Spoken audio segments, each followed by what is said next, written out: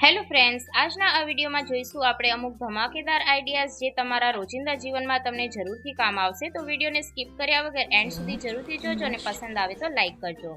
તો સૌથી પહેલી ટીપ જોઈએ. જ્યારે આપણે માર્કેટમાંથી આ ટાઈપની ગોળની ભીલી લાવતા હોઈએ છીએ ત્યારે અમુક વખત ગોળ છે ખૂબ જ કડક હોય છે. તો જ્યારે આપણે એને સમારવો હોય તો ખૂબ જ આપણને પ્રોબ્લેમ આવતી હોય છે અને આસાનીથી એ સમારાતો નથી. તો એના માટે એક ટ્રીક જણાવું. તો એના માટે અહીંયા આપણે એક કઢાઈ લઈ લઈશું. તો આ કઢાઈની અંદર મેં ગરમ પાણી કરી લીધું હતું. પાણીને આપણે કાઢી લેવાનું છે, ફક્ત આપણે ગરમ કઢાઈ લેવાની છે અને ત્યારબાદ આપણે એક સ્ટેન્ડ મૂકી દઈશું અને ત્યારબાદ જે ગોળની ભીલી છે આપણે એને મૂકી દેવાની છે. તો અહીંયા ગોળની ભીલી છે નીચે ટચ ના કરે એ રીતના આપણે મૂકવાની છે, નહીતર જે ગોળ છે પીગળી જશે. ત્યારબાદ આપણે ઉપર એક તપેલી છે એને મૂકી અને 5 થી 10 મિનિટ જેવું એમ જ મૂકી રાખીશું. ગરમ વરાળ આવશે એના કારણે જે ગોળ છે થોડો લૂઝ થઈ જશે. એના કારણે શું થશે કે જ્યારે આપણે ગોળ સમારીશું તો ઇઝીલી આપણે ગોળને આ રીતના સમારી શકીશું અને ગોળ સમારવામાં આપણને બિલકુલ પણ મુશ્કેલી નહીં આવે. તો જો તમારી પાસે કોઈ એવો ડબ્બો હોય જે આપણે ગોળનો લાવતા હોઈએ એની અંદરથી ગોળ ના નીકળતો હોય તો પણ તમે આ ટ્રીકને યુઝ કરી શકો છો. તો તમે અહીંયા ભીલીની જગ્યા પર જે ગોળનો ડબ્બો હોય એને ગરમ પાણીની અંદર થોડી વાર મૂકી દેશો તો આસાનીથી ગોળ નીકળી જશે. ત્યારબાદ જોઈએ નેક્સ્ટ ટ્રીક. નેક્સ્ટ ટ્રીક છે માટીના વાસણ માટેની. જ્યારે આપણે નવા માટીના વાસણ લાવતા હોઈએ ત્યારે એને કઈ રીતના ઉપયોગ કરવો એ ઘણા લોકોને ખબર નથી હોતી, જેના કારણે શું થાય કે આપણે એની અંદર જમવાનું બનાવીએ તો એ વધારે તેલ છે એબ્ઝોર્બ કરી લે છે અને ઘણી વખત આસાનીથી તૂટી પણ જતા હોય છે. તો જ્યારે પણ તમે માટીના નવા વાસણ ખરીદીને લાવો ત્યારે સૌથી પહેલાં તો શું કરવાનું છે કે કોઈ પણ એક મોટું વાસણ લઈ અને એની અંદર પાણી લઈ લેવાનું છે. તો અહીંયા આપણે નોર્મલ પાણી લઈશું, એની અંદર કોઈ પણ વસ્તુ આપણે નથી ઉમેરવાની અને ત્યારબાદ જે માટીના વાસણ છે એને આપણે આ રીતના પાણીમાં આખી રાત માટે મૂકી રાખવાના છે. આના લીધે શું થશે કે આની અંદર તમે જમવાનું બનાવશો તો વધારે જે તેલ છે એ માટીના વાસણ એબ્ઝોર્બ નહીં કરે, તેમજ નવા માટીના વાસણ જલ્દી તૂટશે નહીં. તો માટીના વાસણ જ્યારે તમે નવા ખરીદીને લાવો ત્યારે આ ટ્રીક જરૂરથી ફોલો કરજો. ત્યારબાદ જોઈએ નેક્સ્ટ ટ્રીક. નેક્સ્ટ ટ્રીક છે ટમાટર માટેની. જ્યારે પણ આપણે ટમાટરની ચટણી બનાવવી હોય તો આપણે ટમાટરની છાલને કાઢતા હોઈએ છીએ.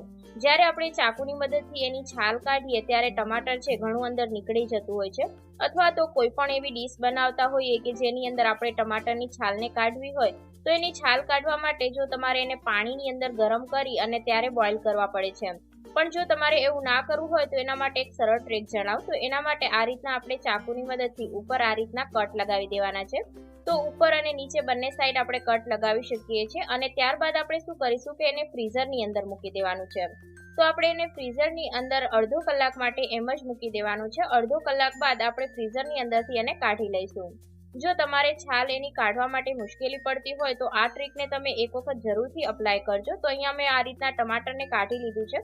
હવે જો આપણે આ રીતના એની છાલ છે એને કાઢી લઈશું. આ રીતના આપણે ફ્રીઝરમાં મૂક્યા બાદ એની છાલ કાઢવી એકદમ આસાન થઈ જશે.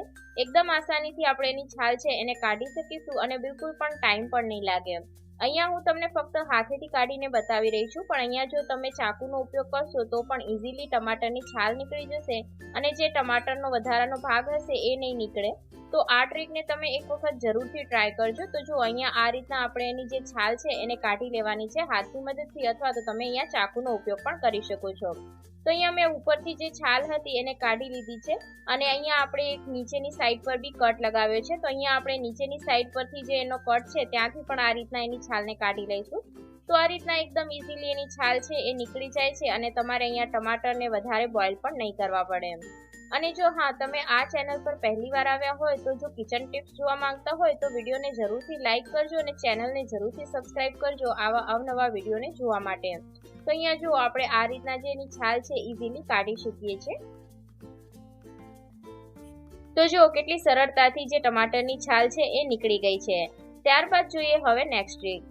આપણે ચીમટાનો ઉપયોગ છે રોટલીને સિઝવવા માટે કરતા હોઈએ છીએ, પરંતુ આજે હું તમને એનો એક યુઝ બતાવીશ જે તમારા મુશ્કેલ કામને આસાન બનાવશે.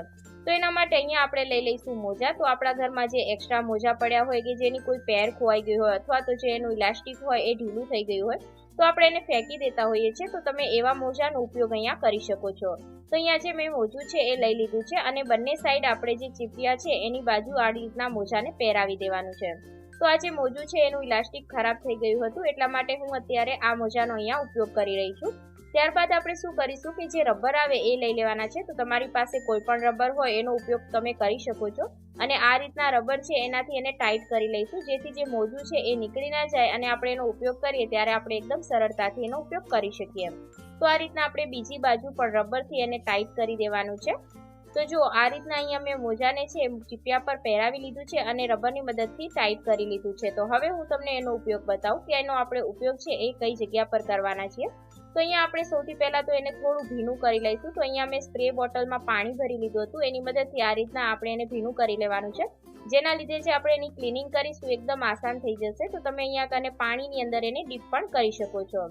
આપણે વાસણ મૂકવા માટે જે આ રીતના સ્ટેન્ડ આવે એનો જ્યારે ઉપયોગ કરતા હોઈએ છીએ તો એની જે પાછળની જારી હોય એને ક્લીન કરવામાં આપણને ખૂબ જ મુશ્કેલી પડતી હોય છે, કારણ કે ત્યાં આપણો હાથ છે નથી પહોંચાતો.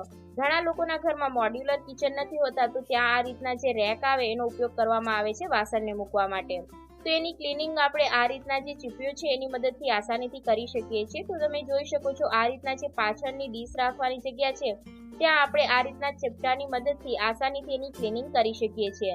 તો આ જગ્યા પર તમારી પાસે જો તમારે એવું કોઈ કુલર હોય તો એની પણ તમે ક્લિનિંગ અહીંયા કરી શકો છો. કુલરની અંદર જે પંખો અંદરનો આવે એની ક્લિનિંગ પણ કરવી ખૂબ જ ડિફિકલ્ટ થતી હોય છે, ત્યાં પણ આપણો હાથ નથી પહોંચાતો. તો આ ચીપટાની મદદથી તમે એની ક્લિનિંગ પણ કરી શકો છો.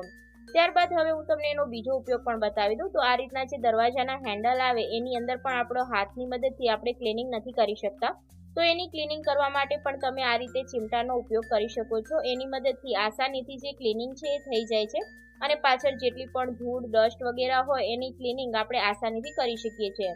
તો આ ચીપિયાનો ઉપયોગ તમે ફક્ત એક રીતે નહીં પણ ઘરની અંદર અલગ અલગ જગ્યાઓની ક્લિનિંગ માટે ઉપયોગમાં લઈ શકો છો. જે જગ્યા પર આપણો હાથ નથી પહોંચાતો ત્યાં આપણે આ ચીપિયાની મદદથી આસાનીથી ક્લીન કરી શકીએ છીએ. તો આ ટ્રીક તમને કેવી લાગી કોમેન્ટમાં જરૂરથી જણાવજો. ત્યારબાદ જોઈએ નેક્સ્ટ ટ્રીક.